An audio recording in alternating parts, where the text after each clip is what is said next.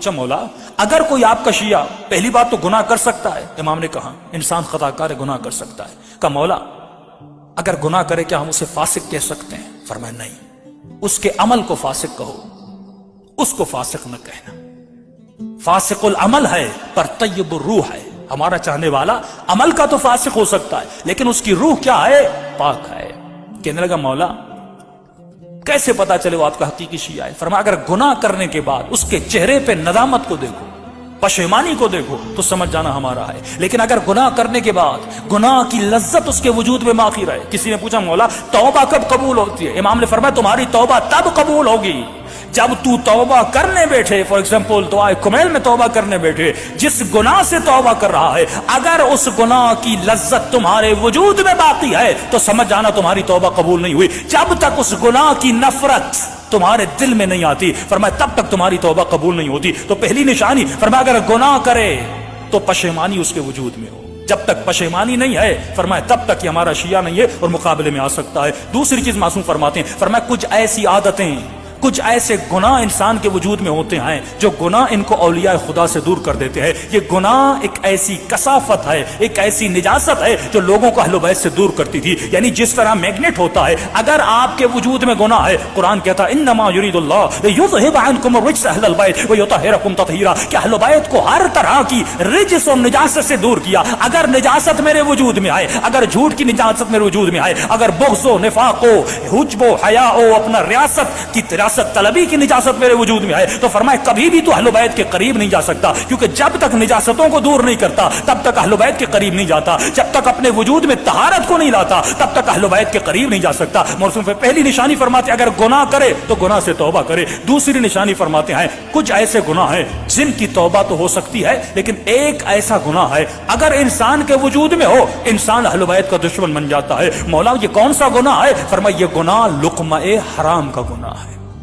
اگر حرام کا لقمہ کسی کے پیٹ میں جائے فرمایا اس گناہ کی نجاست اتنی بڑی ہے کیونکہ اللہ نے کچھ گناہوں کو چھپا کے رکھا ہے. اگر وہ گناہ کسی کے وجود میں آ جائے تو فرمایا اس کی توبہ قبول نہیں ہوتی، اس کی عبادت قبول نہیں ہوتی. 40 دن نماز شب پڑھے لیکن اس کی نماز شب قبول نہیں ہوتی کیونکہ اس کے وجود میں لقمہ حرام ہے. حرام کے لقمے سے بڑے ایک ایران کا بہت بڑا مجتہد تھا، کسی بہت بڑے شیعہ سے ملنے گیا. یہ شیعہ ان سے ملے، ان کے سامنے سفرہ لگایا، انہوں نے کھانا کھایا. کھانا کھانے کے بعد انہوں نے قبلہ کے سامنے ایک فائل لائی کہ قبلہ بہت سارے مکان ہیں اوقاف کے جو لوگ زمینوں کو وقف کرتے ہیں. ایک زمین ہے اگر آپ سائن کر دیں اس پہ بڑا اختلاف ہے، یہ ون سائیڈڈ ہو جائے گی، ہمارے ہاتھوں میں آ جائے گی. یہ سمجھ گئے یہ کھانا کھانا نہیں تھا، یہ رشوت کا کھانا تھا.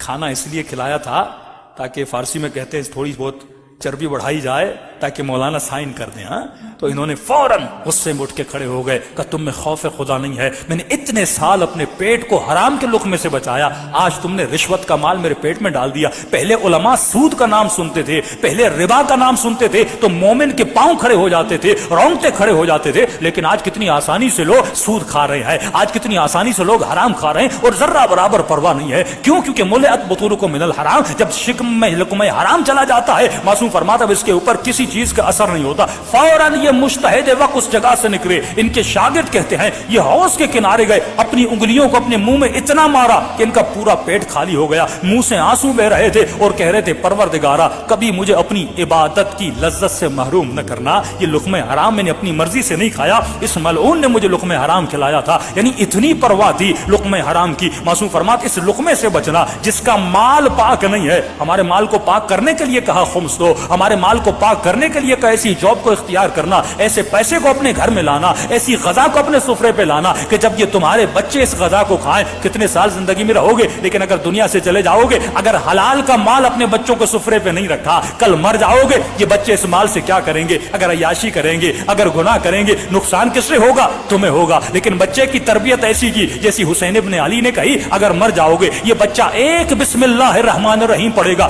رسول خدا فرماتے ہیں کئی دن سے کئی مہینوں تک اس کا عذاب جہنم ختم ہو جاتا ہے بچے کے ایک بسم اللہ الرحمن الرحیم پڑھنے سے. صلوات پڑھے محمد و آلہ.